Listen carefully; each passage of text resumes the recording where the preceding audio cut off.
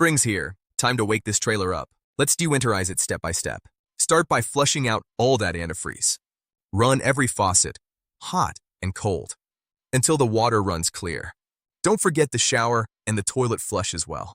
Make sure the water heater is closed up and take it out of bypass. Let it fill completely before turning it on. Sanitize the system with a little bleach and water. Let it sit, then flush it out. Giving the solution time to work ensures a clean, safe water system for your travels. Add some water back into your tanks and make sure those valves are closed. Halfway there, now let's make sure everything powers up like it should. Electrical and propane are next on our list.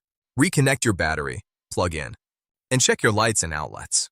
Next, turn on your propane tank valves very slowly to avoid a surge, and test it at the stove first. Run each appliance briefly, just to make sure everything's working. A quick check now prevents a cold meal or a hot trailer later. Check your tires, seals, and roof. Winter can be rough on these.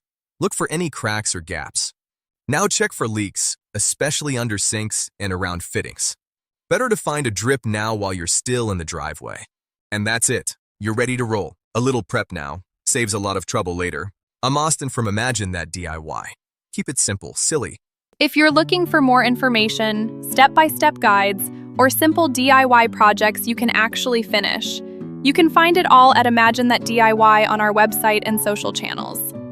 If you'd like a fun break from the projects, be sure to check out our sister channel, The Barnyard Frequency. If you'd like to support what we're building, it's completely optional but always appreciated. All the links for Imagine That DIY, The Barnyard Frequency, and support are on the screen below. And remember, keep it simple, silly.